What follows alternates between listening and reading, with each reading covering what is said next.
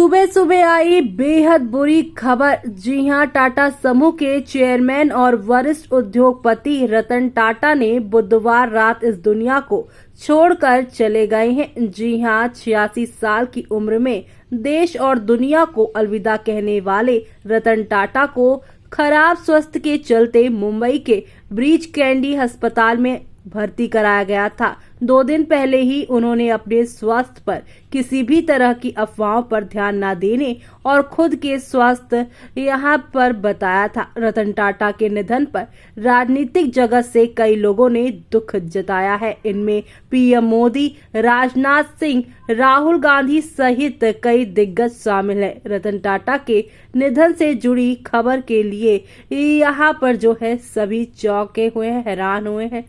तो वहीं अब कहा जा रहा है कि रतन टाटा के निधन का समाचार सुनकर यहाँ स्तंभ हूँ, नितिन गडकरी ने ये कहा है। तो वहीं नितिन गडकरी जो है रतन टाटा के निधन पर दुख जताते हुए उन्होंने कहा है कि देश के महान सुपुत्र टाटा यानी रतन टाटा जी के निधन का यहाँ समाचार सुनकर स्तब्ध हूँ। रतन टाटा जी से 3 दशकों से अधिक का अत्यंत घनिष्ठ पारिवारिक संबंध रहा है। इतने बड़े व्यक्ति की सादगी, उनकी सहजता, अपने से छोटों का भी सम्मान करना, ये सारे गुण मैंने काफी नजदीकी से देखे और अनुभव किए। मुझे अपने जीवन में उनसे बहुत कुछ सीखने को मिला। देश के सबसे बड़े व्यवसायी के नाते देश की अर्थव्यवस्था को मजबूत करने में, रोजगार निर्माण करने में उनका बहुत बड़ा योगदान है।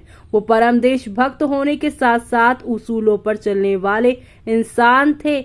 जितने बड़े व्यवसायी थे उससे भी बड़े संवेदनशील समाज सेवी थे। उनके निधन से भारत ने एक आदर्श और कीर्तिवान सुपुत्र को खोया है। ये देश रतन टाटा जी को कभी भूल नहीं सकता। ईश्वर दिवंगत आत्मा को शांति प्रदान करे। ओम शांति।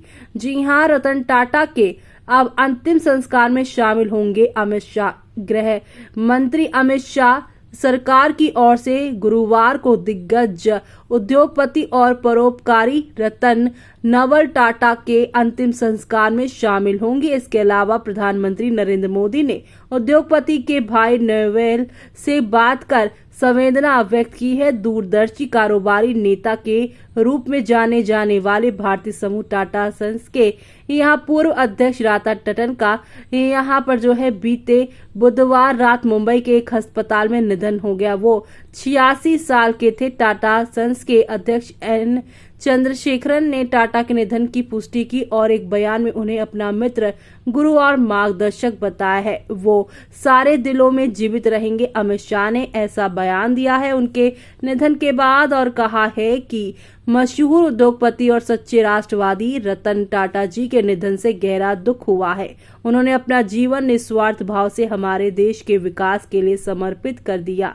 हर बार जब मैं उनसे मिला तो भारत और इसके लोगों के भलाई के प्रति उनका उत्साह और प्रतिबद्धता मुझे चकित कर देती थी। हमारे देश और इसके लोगों के कल्याण के प्रति उनकी जो बत्ता है, उन्होंने लाखों सपनों को लिखने में मदद की है। समय रतन टाटा जी को उनके प्यारे देश से दूर नहीं ले जा सकता। वो हमारे दिलों में जीवित रहेंगे। मेरी संवेदना टाटा ग्रुप और उनके अनगिनत प्रशंसकों के साथ है। ओम शांति शांति शांति।